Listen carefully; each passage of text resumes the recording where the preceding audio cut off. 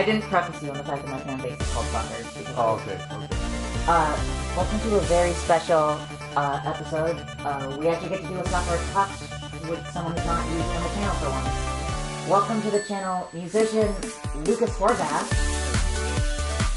Hey, how you doing? Oh, that was my turn to talk? Yeah, okay. that was you. Hey guys, how you doing? Lucas is playing Sonic Mania today as I quiz him on his, and ask him questions about his album that came out. It's called Buttercup. Yeah. It's on Google Play, Amazon, Spotify, and whatever music platform you prefer. Yeah, I personally listened to it on Google Play Music, downloaded it as soon as it came out, and I've been blasting it. That looks like a game file I shared. Go ahead and start a new one if you want. That one. Darn it. Doesn't matter. I'm literally like on Act 1. Okay. So it doesn't. I gave this game a solid 3-second try to see what it looks like. No, the controls are definitely different. I'm used to it on a Genesis. Yeah. Okay. Alright, so let's get into this. So, first off, I want to talk to you about the cover art. I want to, can you, my game volume's a little loud. So we're gonna, let me actually have the controller. Oh, okay. Because I need to adjust, do you not have a game volume option? Well, we could just turn the volume up on the TV, right? No, it's the in-game volume is outmatching our audio output, so we're gonna bump that up a little bit. Hopefully it doesn't bump that up. Maybe there. Is that better, Brandon? We're watching so much anime, he says. Yes, anime, love it. Yes, don't mind the booby girl in the corner, that's just my profile. I paid for it. Oh, yeah. It's from a game. It's from a game. That's my defense. Alright, so anyway, one of the things that I love about your album is its album art. Yeah. And I was just wondering where that... So the album art came from the idea of Dookie. The colored pencil art. Right, Green Day's album. Yes, 1994. Yeah. That's one of my favorites. I prefer American Idiot, but that's just because I grew up in the 2000s. Alright. Yeah. And then, as far as all the specific drawings, all those little figures, for those of you who've actually seen the album before, or the album cover. It will be the thumbnail, for sure. So yeah, everything you see on that thumbnail is basically representing one of the songs. Oh, I don't know it. Oh, you already got that Chaos. Oh, sorry, I must have already gotten that one. Give me one more second with the controller here. Yep. I'm just gonna yank this volume to maximum. Dude, crank up the flange, man. But it goes up to 11. Yeah, so you were saying the album art. Yeah, so the album art, every one of those drawings represents one of the songs. Obviously, everything from the lighter in the corner, which is actually the last song, to the big elephant in the room, which is representing a song called Fox News Slave. Oh, okay, got it. I originally drew that as the Republican elephant, but due to trademark infringement, that was not going to happen. Right. And one item I did notice on the back was a upside-down American flag in the colors of the album. Oh yeah, so the upside-down American flag is actually a distress signal in military. Oh. Yeah. That's very interesting. So that actually represents Bad Dreams, which was a political protest song that I wrote right after the election happened in 2016. Yes, a very uncontroversial and easy to talk about election cycle. Yeah, I'll let the listeners decide on that one. Yeah. But let's talk about more appropriate songs. Yeah. So as far as the name and the color scheme goes, it was actually named after the Powerpuff Girl Buttercup. For real? Which is where where the color scheme comes in. That makes more sense than I thought it was going to. Yeah, my dad, when I was a kid, my dad used to burn me bootleg CDs with songs I used to listen to all the time, like on Cartoon Network or from movies. Oh, okay. One of the songs was Buttercup, I'm a Supergirl by Shonen Knife, which also appeared in the Powerpuff Girls TV show, I think. Yeah. Yeah, give it a listen. It's very Ramones-esque. Okay. But yeah, I listened to that song, I thought, oh, this would be a good idea for a cover, and it turned out to be an album idea. Yeah. For legal reasons, we here at Sakura Place would like to let you know that we do not condone We do not condone piracy. If you ever burn a CD, make sure to keep it within your family. Don't give it to your friends. That's illegal. Okay, so... They're gonna find ways to download it anyway. I do have some trustworthy fans that will buy a CD. Absolutely, and that's one of the... yeah. So, one thing I did want to ask is... how did you... as someone who's working on writing an album for myself, one thing I've always wondered is how do you know when you're done writing for your album? How do you know when you have enough songs? Well, I usually like to have a certain number because I like to have something called album flow, or every song is... the way I write albums, everything is supposed to be written from cover to cover. Damn it. Where's that spring? There it is. Yeah, every song is supposed to have a certain spot on the album, and it's supposed to be more conceptual, like listening to it from cover to cover. Okay, right. And I found, honestly, in listening to this album, it was put on shuffle one time, and I couldn't get to my phone to take it off, and it was not the same. You can't listen to it on shuffle. Yeah. There's one song, Fox News Slave literally goes in the third wheel, so those songs have to be listened to one after another. Yeah, and it definitely, you know, a lot of people like to put... I think if it was put in a playlist with a lot of songs, that, you know, having one song pop up here and there would be just fine, but as an album on its own, I don't think putting it on shuffle would be... Yeah, it's one of the reasons I was hesitant to write an album, because I know people are going to shuffle them anyway, and it's just easier to do singles, but at the same time, I kind of like the idea of concept work, too. Yeah, absolutely. When my dad first saw the album cover, I thought it'd be more provoked from the inappropriate content on it. Yeah. But no, he was asking, is this like a concept of some sort? Because it kind of looks like it. I'm like, well, if you want it to be, I guess it would be abstract. Right. And of the people I've talked to about your album, the one thing that they've wondered is, how much of the production of it was you? So, the sound mix, what instruments, you know? Okay, so this is a good question, because when I wrote all these songs, they were originally written for piano. Oh, okay. I didn't know guitar at this time. Oh, I see how to do it.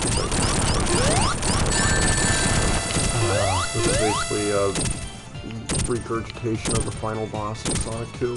Yeah. Yeah, a lot of the assets and ideas from this game are directly from other games. Alright, so you were saying? Yeah, so, you know, do you play all the instruments on this album? I play the piano, I do the vocals. The drums were done by, we had two drummers. There was Cameron Bartlett, who was in a band called Author, I think. And then the first three songs I did at my old alma mater, there was a guy named Peter Anderson, who was a drummer for a band called the Okima Prophets, based in Minneapolis. Okay. I don't listen to their music too much, but I think there's something kind of like indie rock. I just call them indie rock. Right. Yeah, that was my instructor Kevin, his band. Oh, gotcha. They don't perform live anymore, considering Kevin's probably going to be going on 60 soon. But yeah, that definitely. Is that the end? I think you had to dupe him into falling off, but I don't know. I've never made it this far in this game. All right. I was a Mario kid growing up, so Sonic is a learned experience for me. Alright, so yeah, as far as the album production goes, I did all the pianos. Josh Kulak from the Ninth Planet Out did all the guitar parts. Okay.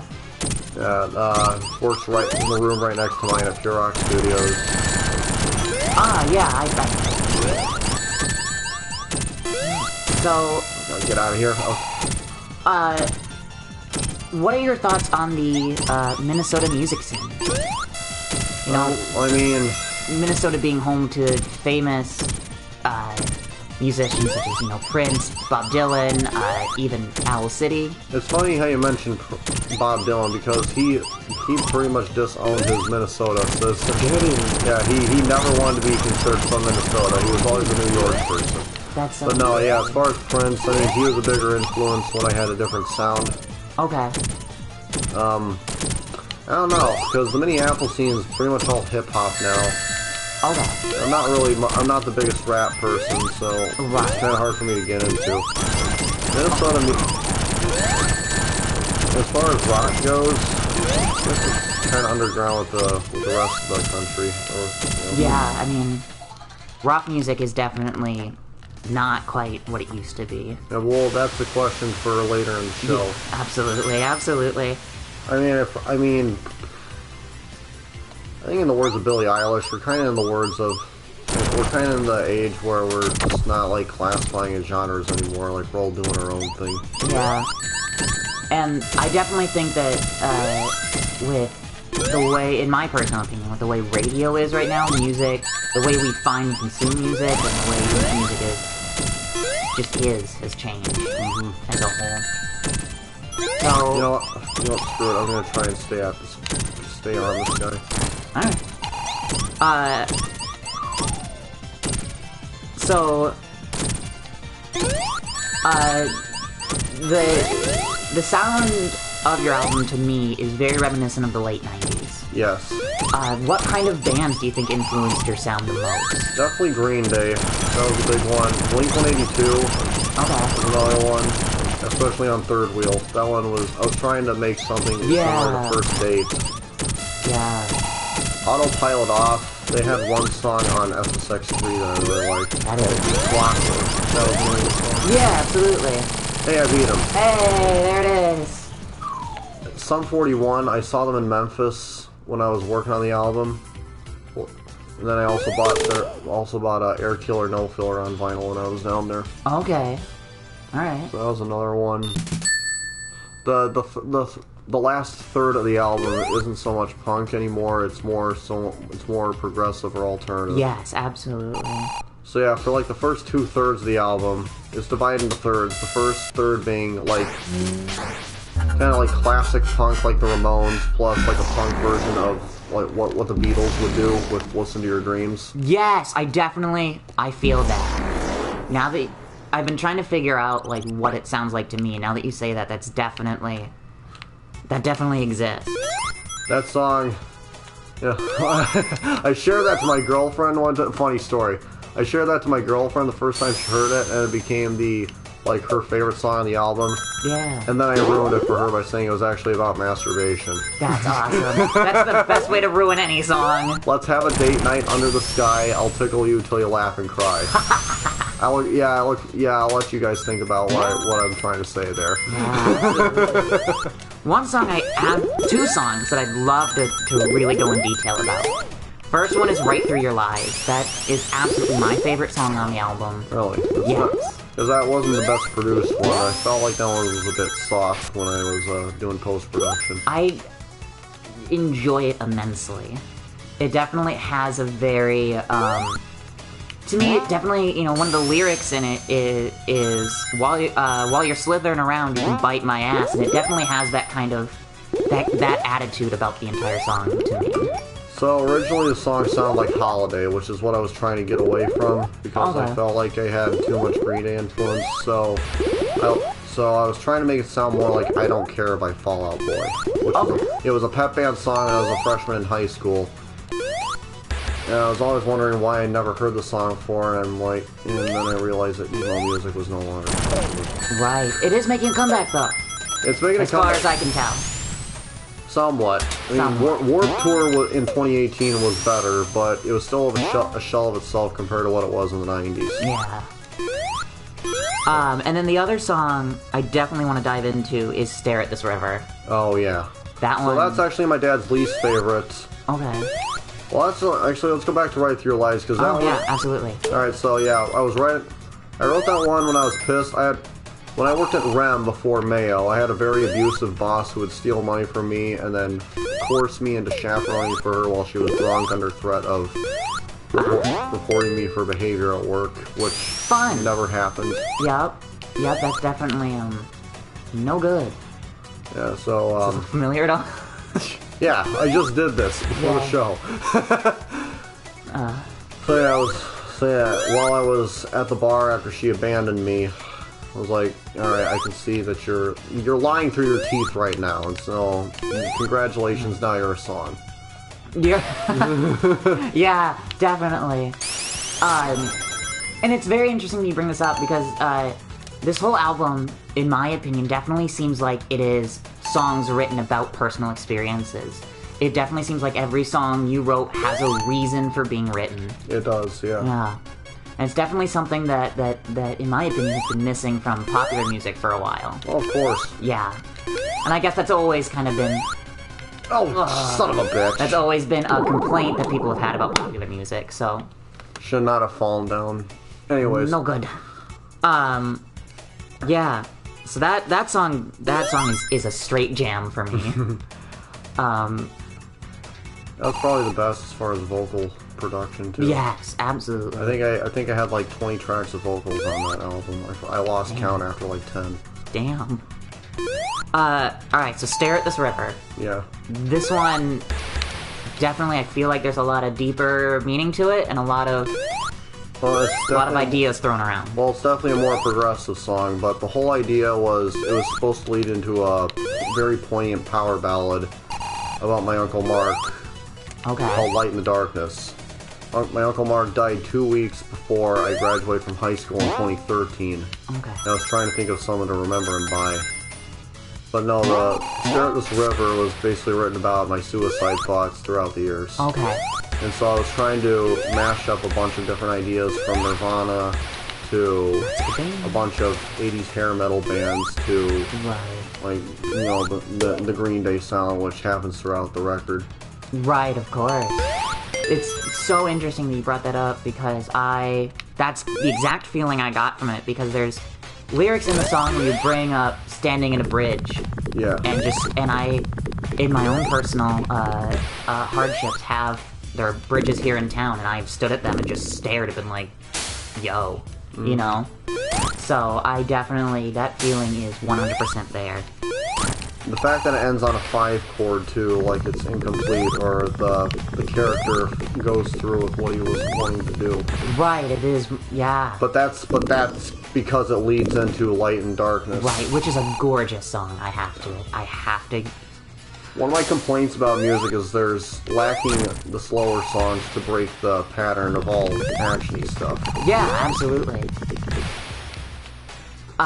Looks like his roommate just joined the chat. This is my co-host, Some of Evil. Yo, what's up? I'm also here because Yeah. I was listening in my drive.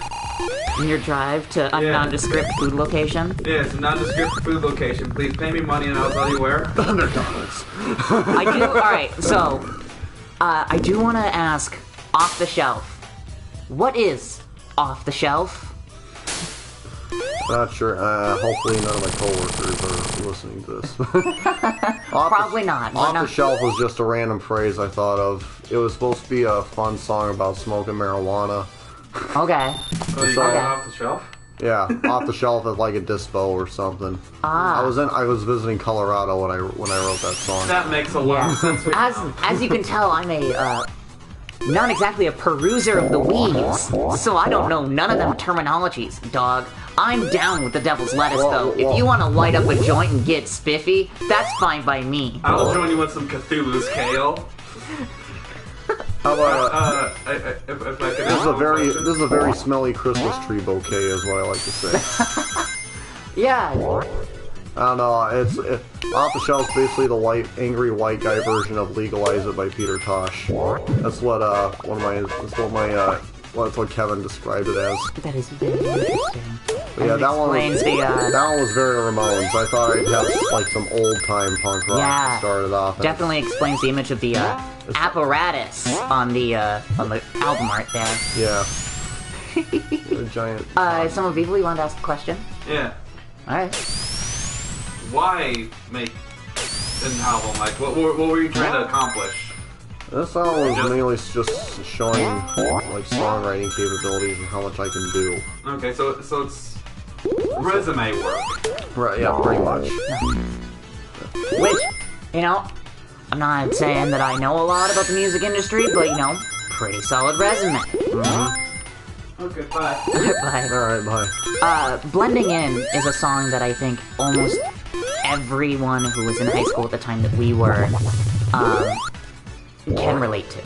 Yeah. I definitely think that it's... Well, that was actually the song I worked on the least in the studio, because I wasn't 100% on the lyrics. I thought they were too weak. Okay. And I didn't really think they matched the flow of the song either. Okay. Neither did my friend Chastity, who is like my harshest critic, or one of my favorite critics. Okay. Yeah. So that song is written about trying to fit in from an autistic person's standpoint. Ah. Okay. Like the line, it feels like I'm in the movies. Everyone has a script except me, which is basically kind of like what an autistic introvert feels like. Okay. Like you don't know what to say in a conversation. Okay. It's just like, you know, social awkwardness. Yeah, absolutely. That's interesting. I guess, you know, that's... But yeah, it sounds very Sum 41. That's the sound I was trying to go for. Okay, absolutely. All I ask, now, taking a guess, I feel like this is a kind of a letter. It's just an Ask the Girl Out song. Yeah, absolutely. Which was written about chastity, too. Okay, and that is... That was my high school friend and high school crush. Ah. Yeah, sadly, I never really got to the friend status with any of my high school crushes. Legit, like, not to make this about me, but I had my biggest high school crush, one time in choir, turned around to me, and I guess she had just gotten broken up with at the time. She goes, "Never fall in love. All it will do is hurt you." And I'm just sitting there like, bitch, you don't understand. No, you can fall in love, you just can't get married. That is a golden rule. Alright, so yeah, that was all I asked. That's just kind of a throwaway hit for the... Yeah, definitely. You have to have that one where it's like... Where it has the... It's got all the accolades it needs to be a hit. I just think it's a little past its time. Yeah, definitely. But, you know, the thing about music that I've found is that it can't, you know, you can get... In like 1980, you could have a 50s style album that becomes #1. Oh yeah, have you listened to Huey Lewis and the News? That's basically 50s rock. Yeah, or even, you know, Innocent Man by Billy Joel has an a cappella song that people love to this day. So, you know, definitely, I think that one of the best things about music is that it is timeless in the fact that no matter what genre or what age you're drawing from, there is a market for it. Yeah, and I try my best to try not date my music, like make sure it's something I can listen to 25 years from now. Of course. Mean Bean Machine time. Oh, what's this level? Oh, this is a puzzle game? This is it's Dr. Eggman's Mean Bean Machine. I can't remember what, you have to match, I think, 4 of a color, and then the bigger, at least 4 of a color, the bigger the combo you get, the more of these gray guys come down to block your opponent, and then they can also block you. I can't remember what Mean Bean Machine is from, though. Alright, so now we're getting to the real meat of this. Fox News Slave. This was definitely Josh's favorite song to work on. Yeah, and just for clarity, this is like Fox News, the network news channel, correct? Yes. Okay. The, conservative news channel. Yes.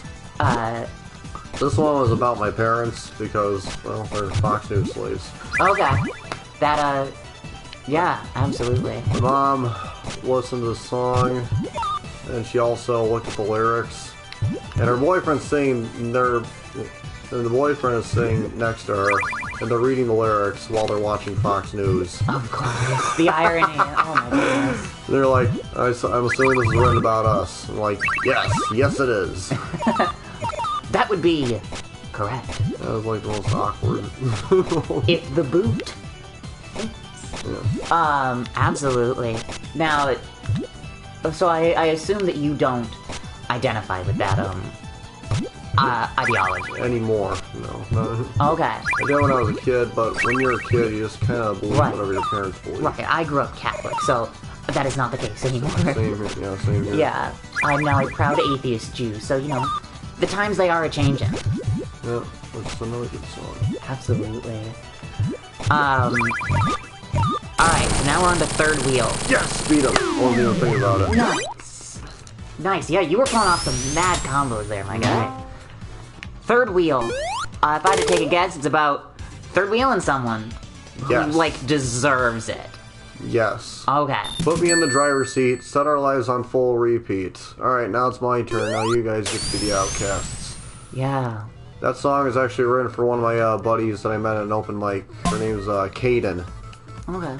She would, I first met her, she invited me to hang out with her and her friends at the mall, and then was always complaining that she was riding third wheel because she was always being left out of conversation.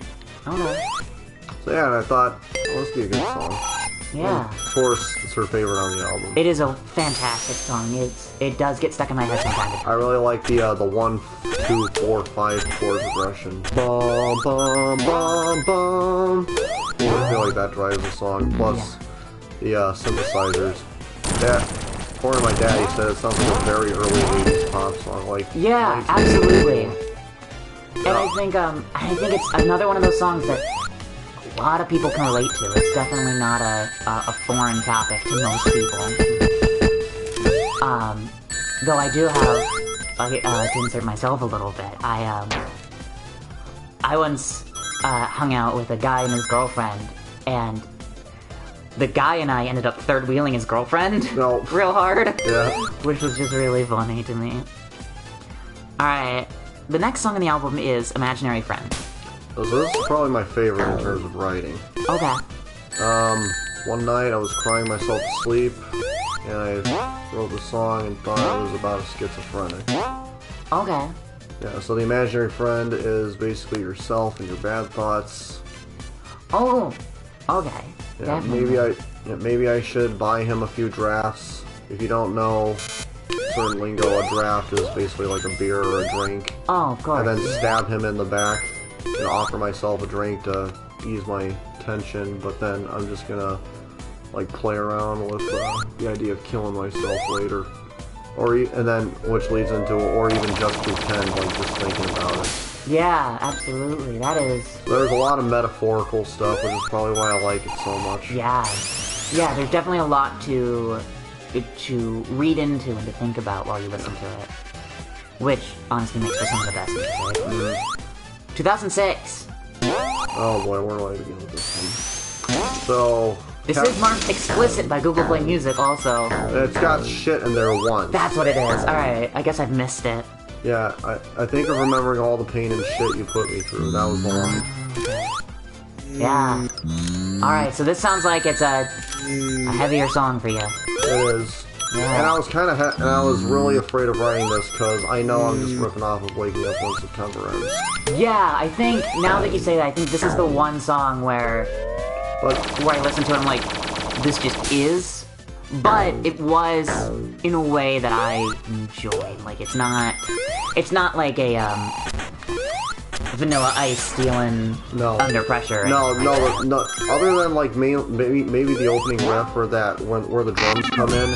It's not the same song structure. It's not the hook is in the verse. It's got its own verse and chorus. Yeah.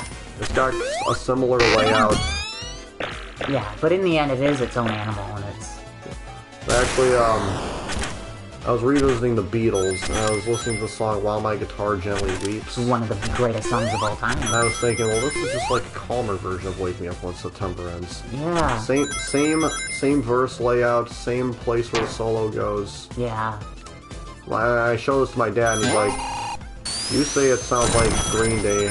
I can think of 100 other bands that made a song just like this one. Yeah. Of course, he grew up in a different time where. Right. My dad's easily got like $5 million worth of vinyl in his basement. That's awesome. Yeah. So it sounds like we both grew up around very musical fathers. Yes. Yours being a collector, mine being a disc jockey for years. Oh, you know, I was a DJ. Yeah, he used to do the morning show for Laser. Oh, really? He's the reason why Laser took off. It used to be a different radio station, then converted to Laser. His radio show was the most popular in Southeast Minnesota during its runtime. So that's how I grew up around classic rock because of radio. There is an artist I do want to ask if you've heard of, just because it's been on my mind. Have you ever heard of Elvis Costello? Yes. Okay. I think he was in the movie Wedding Singer too. Oh, for chance. I don't know how to beat this boss. I have no clue what's happening. Oh well. This is a mashup of colors and sprites that I just can't comprehend. You got another game we can play? Yeah. I don't believe we can actually switch games, but I believe you can start a new save, and you can select which characters you play as. Let's go as Tails. I don't know if it then plays differently. I don't know a lot about this game. Alright, so now we have Bad Dreams. So yeah, Bad Dreams is about the election. Okay, and I then... think I'll leave it at that. Yeah. I do want to know, though, this one is also marked explicit. Yeah, there's a lot of swearing in it. Alright. I start out the word "go to hell" as a chant.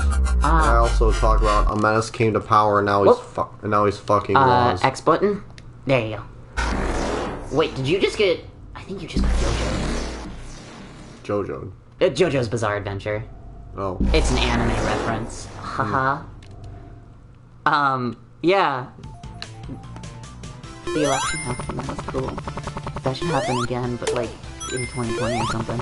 Yeah, I don't know, I don't have 2020 vision. Just for anyone who's watching the pod later, this was recorded in December. The only reason I'm okay with that joke is because these are your final days to make it. We only have 16 days left to make that joke. This is it. These are the final moments. And then we've talked about Stare at This River and Light in the Darkness. Anything else you'd like to extrapolate on those songs?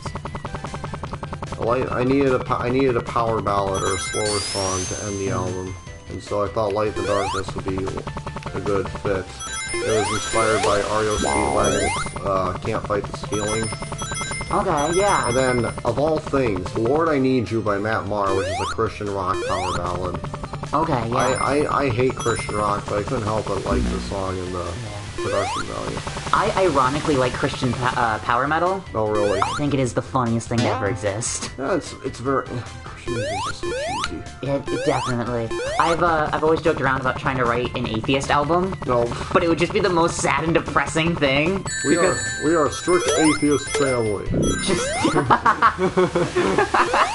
If you believe in anything, you can get the fuck out of my house. I think South Park did an episode where they were like making fun of like strict Christian families, but they were strict agnostic. Oh, the only drink they could drink was Dr. Pepper because there's 23 flavors, but which flavor is it? We don't know. it was. God damn it! Man, South Park is a thing. Yeah, the last 5 seasons have been horrible. Alright, so we probably have about 10-15 minutes here. It's probably a little bit. It takes about 20 minutes to get this video. Yeah, so I do want to talk about your life with video games, because as I've learned today, it's very interesting. Mm-hmm. So, growing up, you know, when we grew up, there were 3 console brands, Sony, Nintendo, and Sega. Well, that really ruled the market, and I grew up as a Nintendo kid. Yeah. I had a Super Nintendo at home, and I had a buddy who had an N64. You, on the other hand... I grew up with a PlayStation 1.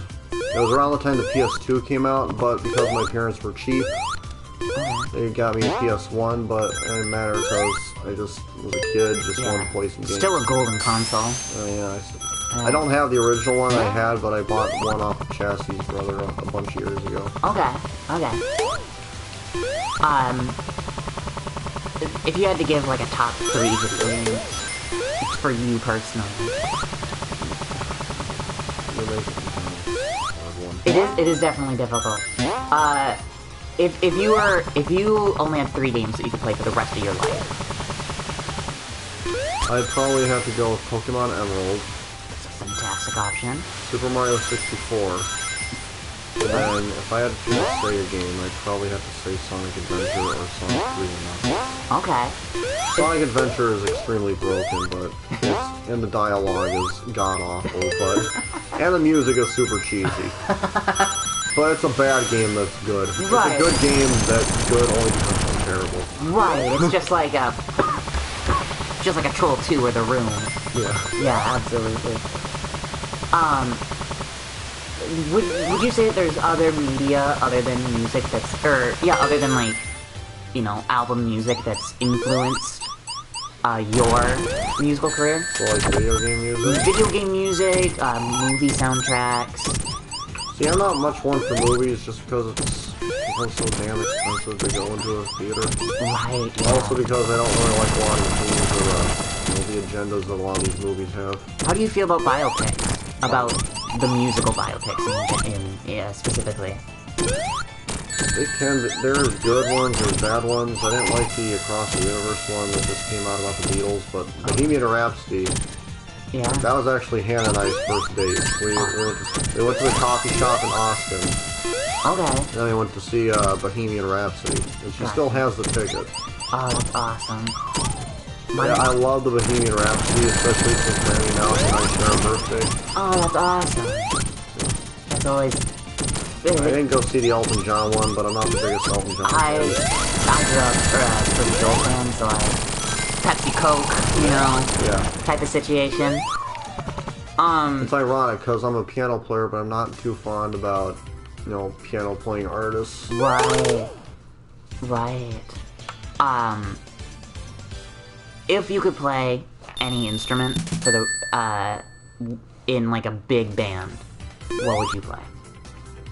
What do you mean by big band? Like, if you became famous tomorrow and you were part of a 4-piece, right? Mm-hmm. What instrument would you want to play? I'd probably go with guitar, I guess. Either guitar or bass. If I had to do ballads, I'd definitely do a piano. Yeah, for sure. Anyway. And then where do you see yourself going from here? You've released your first album. Do you see more albums on the way? Do you see... I definitely see more albums on the way. It's just been hard to think of a theme for the next CD or the next album.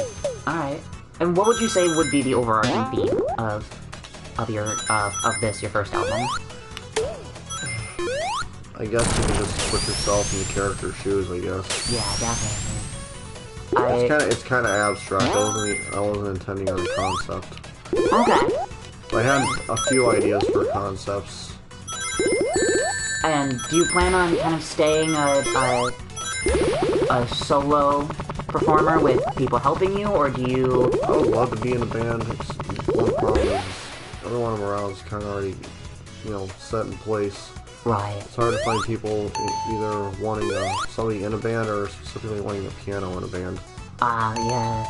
Some of my favorite acts have pianos in them. I just think back to Elvis Costello, Radio is one of my favorite. We gotta wrap this up. Yeah, no problem. So any final remarks you'd like to make that you'd want? Definitely check out this album. Oh, I recognize this. This is from Sonic. This is the Chaos Emerald level from Sonic CD. Yeah, so where can people get your album? You can get it on Google Play, you can get it it's on Amazon, it's on Spotify, you can email me for a CD. Alright. Yeah, we can put that email in the description when this, in a few days. Mm-hmm. And then, alright, and what kind of people would you recommend get your album? Everyone, should get the album, but what kind of people do you think would get the most value out of it? Somebody who like hard rock or pop punk, probably the most. Alright. I think the main audience is intended towards people in our, guys like us in our 20s. Yeah, absolutely. Alright, this has been, Lucas Horvath here, talking to us about his album Buttercup, available on, pretty much anywhere where music happens, huh? Yep, pretty much. And, is it both physical and digital? Yeah. Alright. Well, that will be all for us. Thanks for coming in, talking with us. Alright. You're always welcome. Alright, glad to be on here. Yeah. I will take the controller from you and we'll get this show wrapped up. Thank y'all for being here. We'll see you eventually elsewhere. Or fucking eat. I still don't know how to end these things. I've been doing this for 2 years. Don't know how to end a video to save my life.